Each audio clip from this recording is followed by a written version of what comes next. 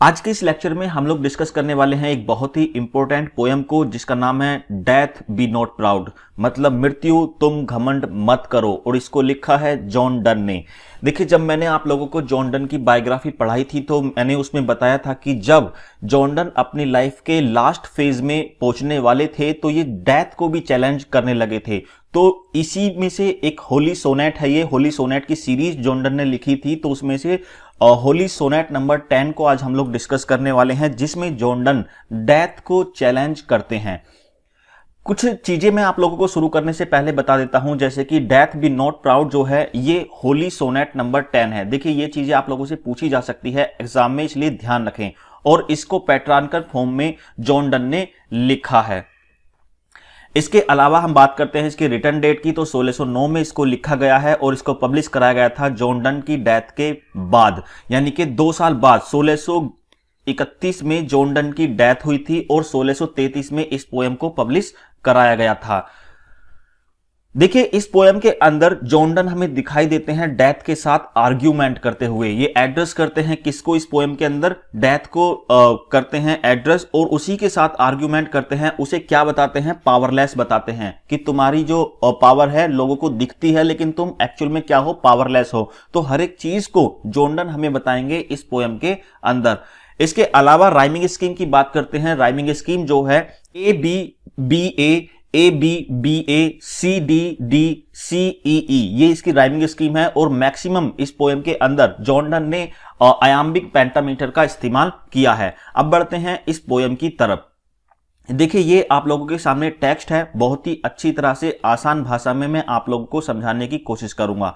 Death B not proud though some have called the mighty and grateful for thou art not so.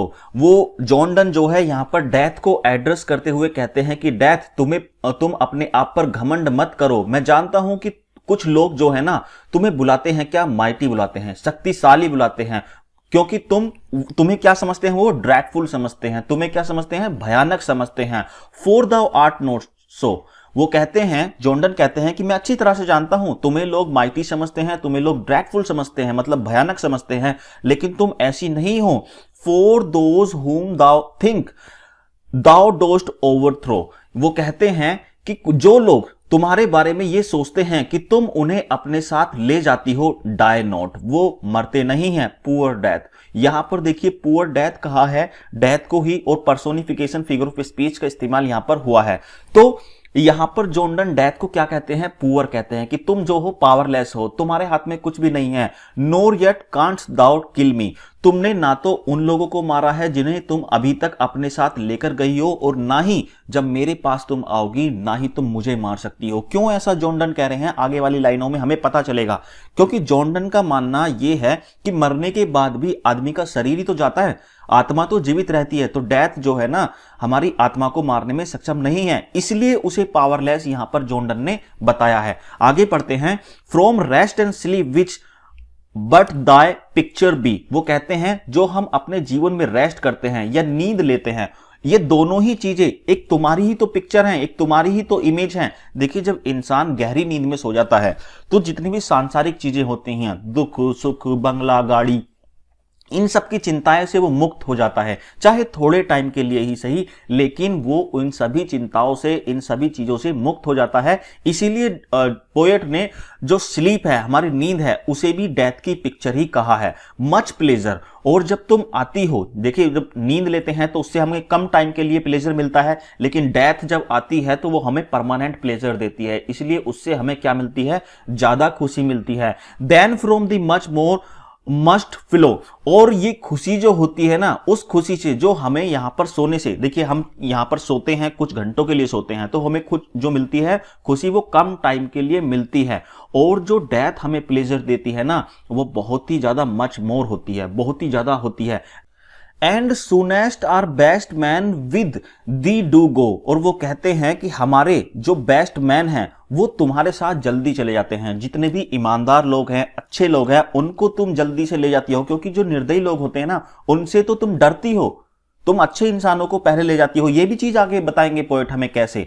Rest of their bones and souls delivery, और जो अच्छे लोग हैं ना वो क्या करती हैं, उनकी बोन्स रेस्ट करती हैं। तुम ये मत सोचो तुम उन्हें तकलीफ देती हो, उनकी बोन्स तो और भी ज्यादा रेस्ट करती हैं, उन्हें और भी ज्यादा प्लेजर मिलती है। एंड सोल्स डिलीवरी, और तुम तो क्या करती हो, सिर्फ सोल की डिलीवरी करती हो, हमारे शरीर से आत्मा को निकालती हो और जाके परमात्मा में मिला देती हो। वो परमात्मा फिर से किसी ना किसी नए शरीर में उस आत्मा को डाल देती है। तो तुम्हारा काम कुछ नहीं है, तुम क्या हो, पुअर डेथ हो, तुम्हारा काम कुछ नहीं है, तुम बेचारी हो। ठीक है, बढ़ते हैं आगे।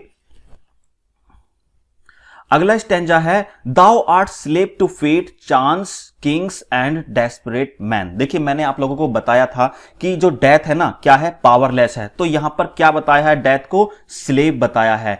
पोएट ने डेथ को स्लेव बताया है, गुलाम बताया है। किसकी, फेट की, भाग्य की गुलाम बताया है कि तुम तो मौका फरस्त हो, तुम तो मौका देखती हो। जब भी किसी इंसान के साथ कुछ बुरा घटित होने की होता है तो तुम उसे लेकर चली जाती हो। मान लीजिए किसी का एक्सीडेंट हो गया तो तुम आती हो, चांस मारने की कोशिश करती हो वहां पर, उसका भाग्य खराब है और तुम वहां चांस मारने की कोशिश कर रही हो। या फिर चांस कहते हैं नेचुरल डिजास्टर्स को। जो भी नेचुरल डिजास्टर्स आते हैं, भूकंप, बाढ़, इन सभी चीजों का मौका देखती हो और उनके बाद तुम लोगों को अपने साथ लेकर चली जाती हो। तो तुम पावरलेस हो, तुम्हारे अंदर माइट नहीं है, पावर नहीं है। या फिर तुम गुलाम हो किसकी, राजा लोगों की। राजा लोग जब लोगों को सेंटेंस करते हैं, क्या, डेथ सेंटेंस करते हैं, तो तुम उनको लेकर चली जाती हो क्योंकि वो वीक लोग हैं, कमजोर लोग हैं। राजा को लेकर जाओ जल्दी। राजा लोगों को डेथ सेंटेंस करता है तो तुम उन्हें आसानी से लेकर चली जाती हो, राजा को लेकर नहीं चली जाती। राजा की तो तुम गुलाम हो। एंड किसकी गुलाम हो, डेस्परेट मैन की, जो क्रिमिनल लोग होते हैं। क्रिमिनल आया और उसने 10 लोगों को ठोक दिया आकर और उनको तुम साथ लेकर चली गई। भाई क्रिमिनल को लेकर जाओ, क्रिमिनल से क्या डरती हो तुम, भाई उसने 10 लोगों को मारा है, उसने गुनाह किया है, उसको भी लेकर जाओ, इसलिए तुम पावरलेस हो। And dost with poison, war and sickness dwell, और वो कहते हैं कि तुम रहती हो कहां पर, पॉइजन में रहती हो, जहर में रहती हो, क्योंकि जहर पीने के बाद आदमी मर जाता है। वॉर में रहती हो, वॉर के अंदर हमें नंबर ऑफ डेथ्स देखने के लिए मिलती हैं। एंड सिकनेस, और जो बीमार आदमी होता है तुम मौका देखती हो कि कब मैं इसको लेके चली जाऊं। एंड पॉपी और charms can make us sleep as well, और यहां पर देखिए पॉपी का मतलब है जो लोग नशा करने के लिए ड्रग्स वगैरह लेते हैं, इसमें सबसे स्ट्रोंग माना जाता है पॉपी। देखिए मैंने तो कभी नहीं लिया, लेकिन मेरा भी मानना यही है कि जो अफीम वगैरह होता है वो ज्यादा मतलब स्ट्रोंग होता होगा। तो जो नशे की चीजें हैं वो भी क्या काम करती है, हमें स्लीप करने का काम करती है, सुलाने का भी काम करती हैं। तो तुम कहां से पावरफुल हुई, तुम तो पावरलेस हो। And better than thy stroke, why swell'st thou then, वो कहते हैं कि ये जो नशे की चीजें होती हैं ना, ये हमें तुमसे बेटर सुला सकती हैं, ये हमें कोई स्ट्रोक भी नहीं देती, ये अच्छे से सुला सकती हैं। तो तुम मुझे बताओ तुम्हें किस बात का घमंड है। One short sleep past, we wake eternally and death shall be no more, death thou shalt be। यहां पर पोएट कहना चाहते हैं कि जो शॉर्ट स्लीप होती है हमारे जीवन में, हम जो नींद लेते हैं वो एक शॉर्ट स्लीप होती है, उसके बाद हम उसी शरीर में रिस्टोर हो जाते हैं। लेकिन जब तुम हमें ले जाती हो कहां पर, परलोक में ले जाती हो, परमात्मा में हमारी आत्मा मिल जाती है, तो हम फिर कैसे जागते हैं, इटर्नली जागते हैं, फिर हम अमर हो जाते हैं। And death shall be no more, और फिर हमें कभी डेथ नहीं आ सकती। हम संसार में रहते हैं यहां पर तो हम कुछ समय के लिए सोते हैं, लेकिन तुम हमें आ सकती हो, लेकिन जब तुम हमें लेकर चली जाती हो परलोक में तो तुम पावरलेस हो जाती हो, तुम्हारे पास कोई पावर नहीं है। डेथ दाउ शॉल्ट डाई, वो कहते हैं कि तुम फिर उसके बाद हमें नहीं मार सकती, तुम्हारा कोई काम नहीं है, हम तो शरीर बदल लेंगे लेकिन तुम्हारा जो काम था वो तो वही का रहा, वही का वही रहा। फिर से तुम उस शरीर से हमें निकालकर परमात्मा में लेकर जाओगी, तो तुम क्या हो, माइटी नहीं हो, पावरलेस हो तुम। आई होप ये पोएम आप लोगों को समझ में आई है। मिलते हैं अगले लेक्चर में, तब तक के लिए जय हिंद।